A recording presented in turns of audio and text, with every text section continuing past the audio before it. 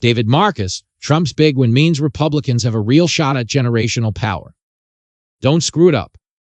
Despite all the comments from pollsters and pundits, Republicans won the election in a way that could set them on the path to keep winning for years.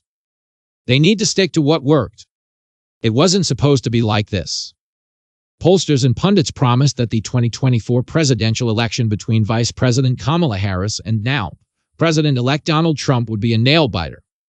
But in the end, it was a blowout, and it opens the door for Republicans to grasp generational power. Since 1994, when Americans signed up for the GOP's contract with America and ended 4 decades of Democratic control of the House of Representatives, our country has not had a truly dominant political party. Big board analysis. Kamala Harris is significantly underperforming with younger voters. It has been a 50-50 society since then politically, with neither side able to maintain long enough simultaneous control of Congress, the presidency, and the courts to enact the kind of sweeping change that Franklin D. Roosevelt achieved in the 1930s and which Lyndon B. Johnson did in the 1960s. FDR's alphabet soup of federal agencies and LBJ's welfare state are still with us. They have this permanence precisely because they were enshrined during prolonged periods of Democratic Party power. Today, it could finally be time for Republicans to return the favor. The biggest takeaway from Trump's pollster humiliating win is not how much he won by, but who he won with.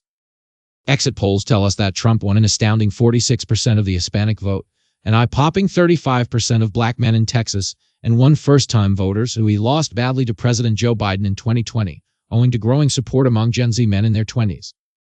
As Biden is so fond of saying, this is not your grandfather's Republican Party. Even suburban white women, supposedly his Achilles heel, broke for Trump, which is nice because now they won't have to lie to their husbands about their vote, as Democrats implied cowed women across America would. Since the beginning of his political rise, 4 issues have animated Trump's populist GOP: a strong border, energy independence, anti-globalism, and fighting the culture war.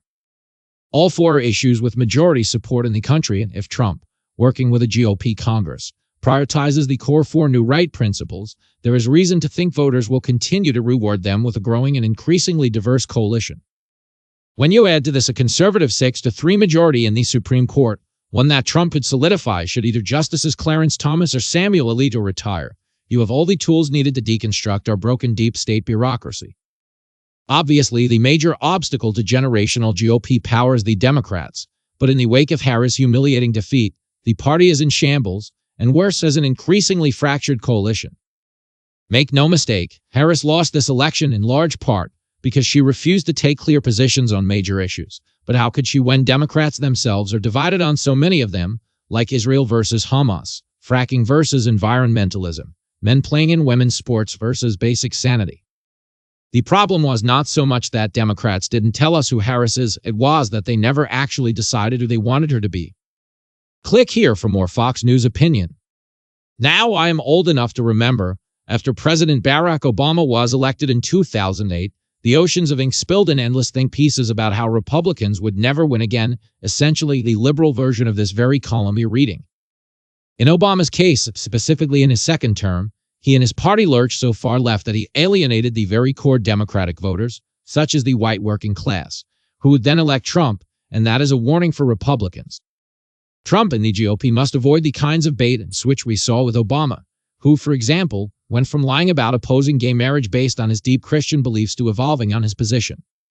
If the Republican Party can stick to the 4 key platform items that broaden their coalition, if they can start to secure the border, bring jobs home, lower gas prices, as well as stand up for biological reality and a colorblind society, this new GOP can hold together.